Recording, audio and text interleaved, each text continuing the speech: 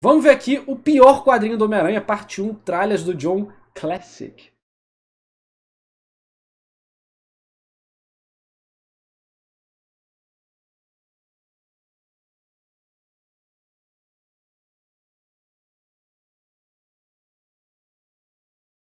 Lembrando que eu não conheço nada de Homem-Aranha. Ou talvez um pouquinho, mas não o suficiente para argumentar de histórias, mas sim de elementos mais arquetípicos e coisas do tipo. Ei, tudo bem com você? Eu tava aqui organizando a minha coleção de revistas e eu acabei ficando um pouco nostálgico. Essas aqui são as minhas A revistas qualidade visual. mensais do Homem-Aranha, as que eu cresci lendo. Então, é tipo entrar num túnel do tempo. Hoje em dia eu não compro A gente já viu vídeos dele que eram bem legais. Outros vídeos que a gente discordou muito. Mas eu não tenho nada contra ver vídeos do Tralha do John, não. muito mais as mensais, o formato não me faz muito mais sentido, mas ainda me dá saudades da época que eu ia sempre pra banca esperando a continuação da história do mês passado, como esta edição aqui que... Você? Eu... Eu achei que eu tinha me livrado de você, mas você nunca pode fugir do passado, não é? Dos pecados do passado. É hora do acerto de contas.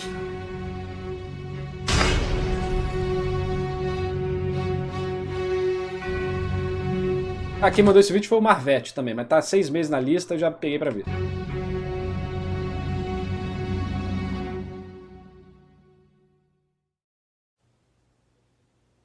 Caralho, mano. Tá, tá mal, mano. Acho melhor tu ir no médico, acho que você tá. Você tá um pouco. Você tá um pouco mal, mano.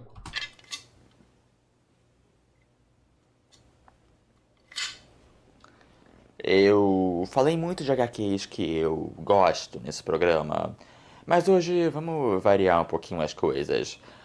Vamos falar de uma HQ que eu odeio.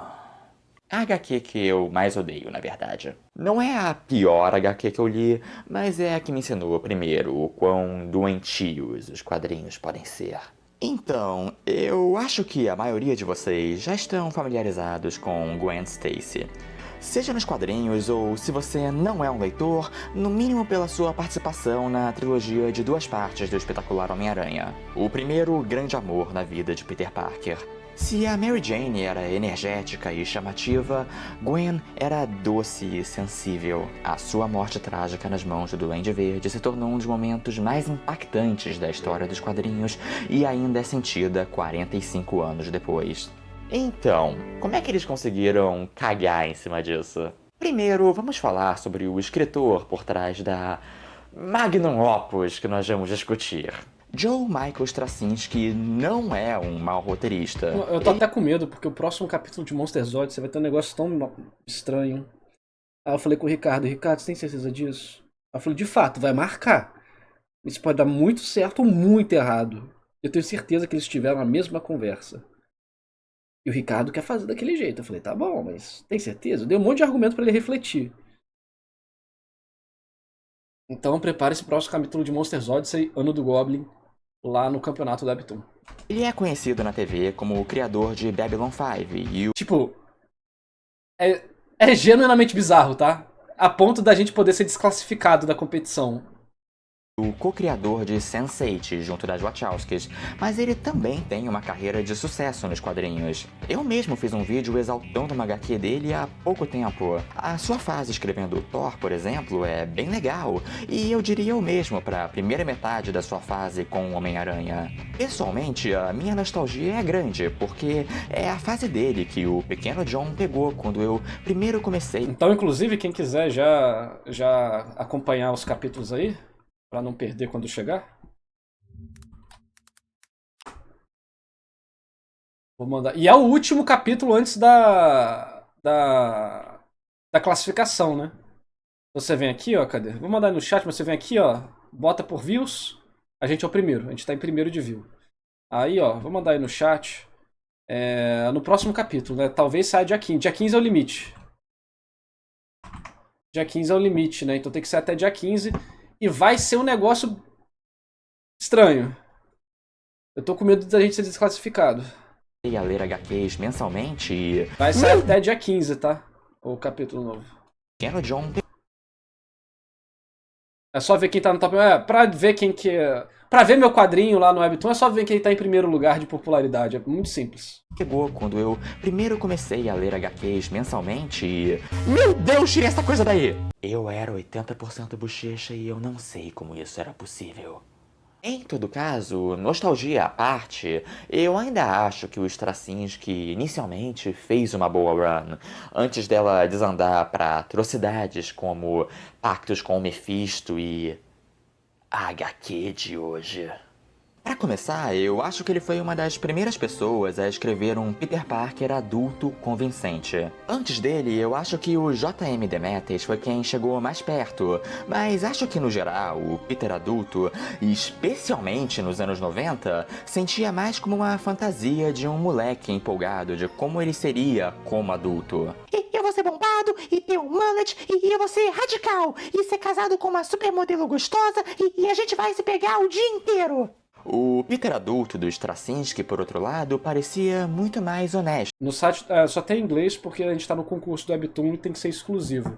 Mas aí você pode baixar esse aplicativo aqui, ó. Chamado Bubble Translate. Escrevi errado, mas ele vai achar. Que ele é feito pra, tipo, você bota a tradução, aí aqui, ó. Olha só, One Piece tá tudo em japonês. Tcharam! Agora tá em português. Então, de inglês para português vai ser mais fácil ainda. Então, você baixa ele aí, instala Bubble Translate. E lê. E ele ainda fez dele professor de colégio, que, só pra constar, é a melhor profissão que ele já teve. O Straczynski também tornou a Tia May menos em um ataque cardíaco ambulante e mais em um ser humano, e também escrevia o casamento entre o Peter e a Mary Jane de forma bastante convincente. E, como eu sempre digo, o cotidiano do Peter Parker é ainda mais importante que as aventuras do Homem-Aranha. Ele também introduziu uns bagulhos místicos totêmicos no universo do Aranha, que muita gente critica, mas sinceramente eles nunca me incomodaram tanto. Do jeito que eu vejo, aranhas têm significados mitológicos em várias culturas, e no mínimo é alguma coisa não explorada nas histórias do Homem-Aranha. Quero dizer, pelo menos não é mais uma reciclagem do Duende Verde e derivados. Não. Essa história é uma reciclagem do Duende Verde e derivados. A pior de todas. Seja bem-vindo a Pecados Pretéritos.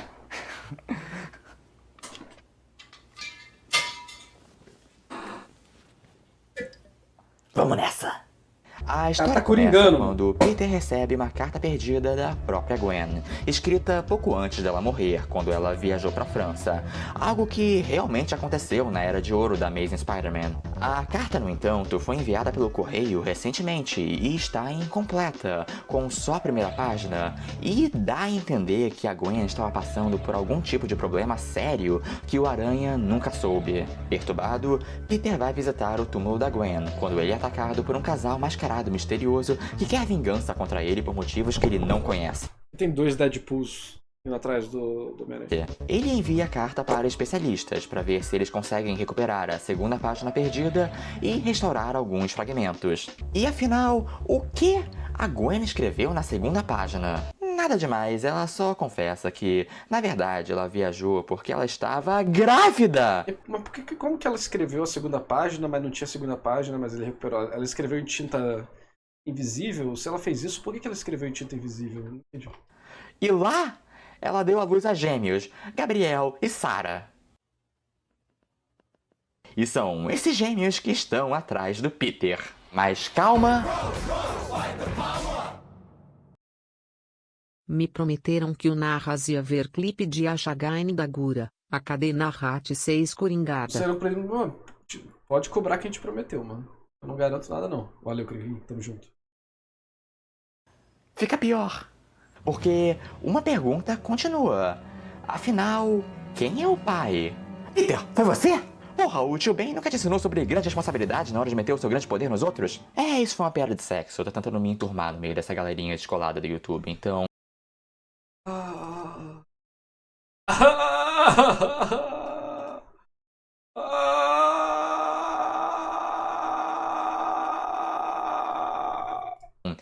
Inscreva-se no canal. Mas não, de acordo com Peter, ele e a Gwen nunca consumaram o ato.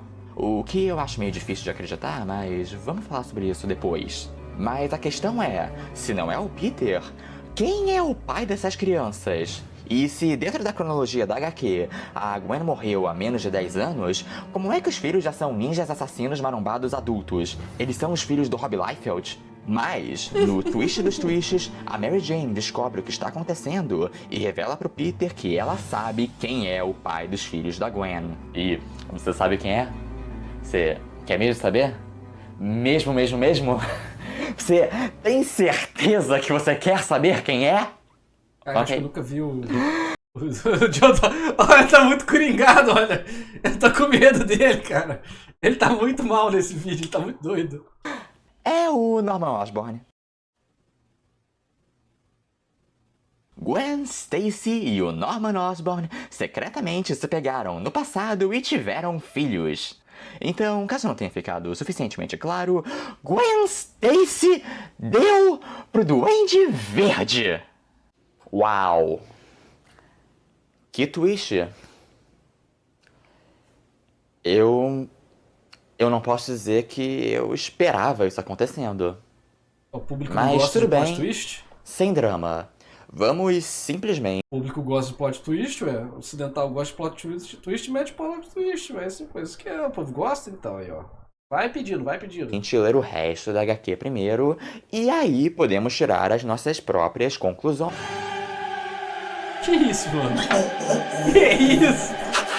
Caraca, que situação! O cara tá tomando banho de roupa, mano. Não, só não. Feio, HQ feia, vai pro seu quarto. Ok, em primeiro lugar, cornear o Peter Parker, isso não me surpreende, o cara já é o maior fodido do planeta. Mas tinha que ser justo com o Norman? Como isso acontece? Quem transa com o Norman Osborn? Ok, aparentemente ela foi falar com o Norman por algum motivo. Mas o Norman provou ser tão magnético, tão charmoso, tão tesudo, que a inocente virginal Gwen não teve escolha senão tirar a roupa e se debruçar sobre o seu corpo de super vilão decrépito. Não, sério, essa é a explicação. Ué, Dark Romance é isso aí, ué. O cara era visionário apenas, escreveu a história que venderia demais para as mulheres de hoje em dia. Não é mais fundamental. Não, ironicamente, se vocês procurarem o mercado Dark Romance, é isso. É diferente, né? Que isso. E claro, o soro que transformou ele no Duende meio que virou uma conveniência narrativa pra tudo. Então, se antes ele já serviu pra ressuscitar o Norman depois dele ser empalado, agora ele dá pro cara um super sêmen capaz de gerar crianças mutantes que gestam em 7 meses e viram adultos em alguns anos. Escrever gibi é fácil. Agora, falando sério por um segundo. Quando essa história foi publicada, muitos leitores revoltados falaram que a Gwen tinha virado puta, piranha, vadia, cachorra, meretriz, etc. Isso é uma coisa chamada slut shaming. E é um negócio que é muito danoso, mesmo quando se trata de uma personagem fictícia. Vamos com calma. O povo emocionado com a HQ também, pô. Aí bota pra fora os cachorros, os caras precisam de terapia. Calma lá, mano. Deixa o cara esvaziar a frustração dele em personagem de HQ, mano. HQ é escapismo pra tudo. Pra vontade de ser herói, pra vontade de ser vilão, pra vontade de xingar, pra vontade de transar. Deixa os caras, calma lá, mano. Calma lá, não precisa ir tão longe, não. E é algo que eu não posso apoiar de forma alguma. Então, não façam isso. Ah, não, xingar personagem de HQ, pode xingar, mano. Xinga o protagonista de corno, xinga a mulher de vadia. Mano, desenha personagem esquartejado. É um desenho. Use isso pra extravasar seus sentimentos bagunçados da sua vida merda. E depois procure tratamento psicológico. É isso.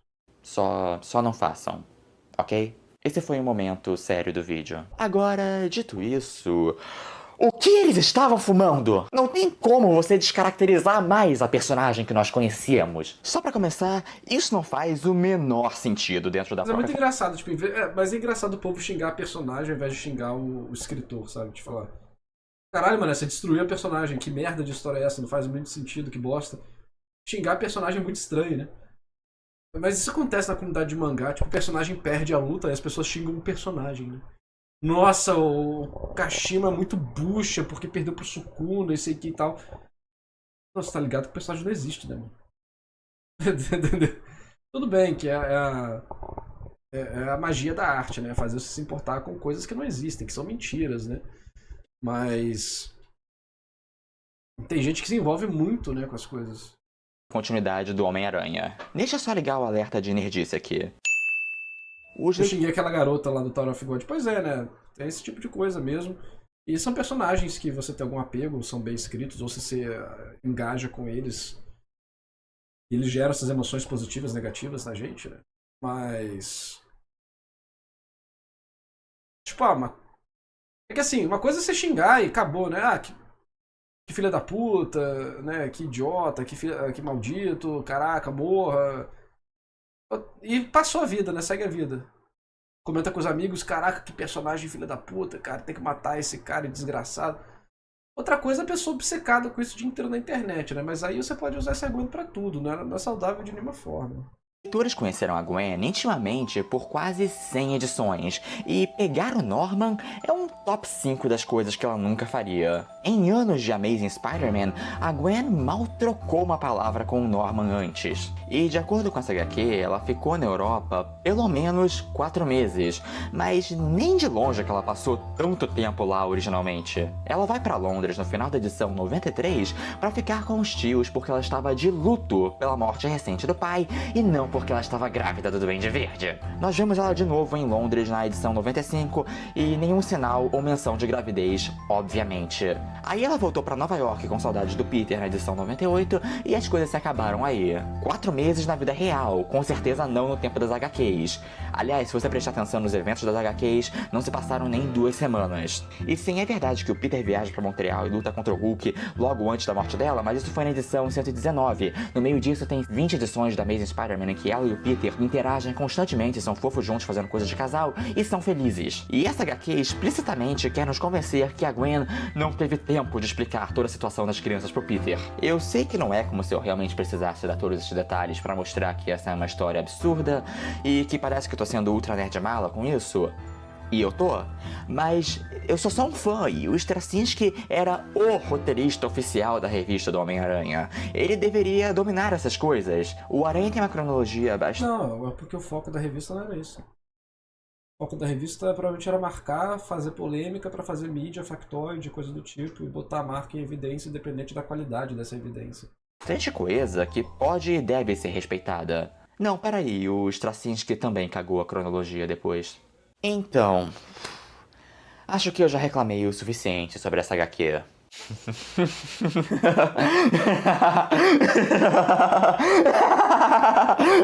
Tolinho. Eu tô só começando. Eu tenho tanta merda pra falar dessa HQ que eu não posso possivelmente fazer isso em um só vídeo. Por isso, volta aqui na semana que vem, porque isso vai ser catártico. Aí, voltou ao normal. E enfim, estamos aqui, meus amigos.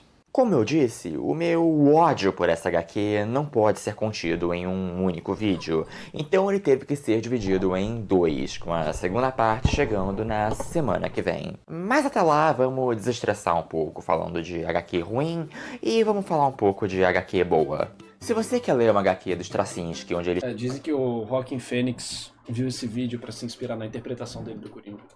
Escreve bem e não tem ideias absurdas, eu recomendo Thor em Nome do Pai, que está sendo relançado agora pela Panini. Quando se trata de quadrinhos modernos do Thor, essa é sempre uma indicação. Se você quiser ler alguma coisa que preste do Homem-Aranha, mas que ainda envolva um vilão... entrando dentro do corpo de um personagem clássico do Aranha, no caso, o próprio, eu recomendo o Homem-Aranha Superior. Falando sério, é uma fase muito mais legal do que você imaginaria que fosse. Ela começa com o encadernado Homem-Aranha, o Último Desejo, e continua em Homem-Aranha Superior, Meu Pior Inimigo. E se você quiser um mega clássico do Homem-Aranha, leitura obrigatória, a Salvat acabou de publicar Homem-Aranha, A Morte dos Stacys. Ela coleta as edições clássicas da morte da Gwen, antes dos tracinhos que cagar nela, como vimos hoje, quando ela era simplesmente uma das HQs mais quebradoras de paradigma de todos os tempos. E ainda a morte do pai dela, o Capitão Stacy. Stan Lee, John Romita, Jerry Conway, Jill Kane, tudo a nata do Homem-Aranha. Todas as HQs citadas podem ser encontradas aqui na descrição do vídeo. Eu agradeceria muito se você comprasse pelos links, porque ajudaria muito... Caralho, não, Luca. Maldito, colocando música de Zelda. Que isso, mano? Você tá com muito ódio no coração. Canal, e eu me sentiria muito valorizado e amado. Sim, convenhamos, até onde jabás vão, isso poderia ter sido muito pior. E eu vejo vocês na semana que vem. Eu enfaticamente recomendo que vocês voltem na semana que vem para... Pior que eu não, ironicamente, estou interessado em ver a parte 2. Marvete, apareça, seja invocado, mande a parte 2, que eu estou interessado. Aí, mandaram. Ainda bem que isso não é mais canon. Na verdade, Nossa. era o mistério disfarçado de Gwen. Então quer dizer que o mistério deu pro Duende Verde, engravidou e pariu um casal de gêmeos. Não, não era isso, tá de sacanagem, né? Não é isso. Não é isso. Gravidez anal! Não! Que merda é essa que vocês estão falando? Ah, cara. Aí, mano. Aí, fãs de HQ, olha só o que o chat faz comigo. Depois, vou ficar narrador não gosta de HQ, esse aqui. Olha só, cadê vocês vindo aqui na live e doando vídeos decentes? Porque senão, é só isso aqui, cara. É só isso aqui que eu recebo. Porque aparentemente existe a seita anti-HQ que quer me ver. E o nome do cara que mandou é Marvete ainda, e o cara que mandou esse vídeo é chamado Marvete. O povo quer ver. Quer ver a destruição das HQs, pô. Mano, bagunça demais.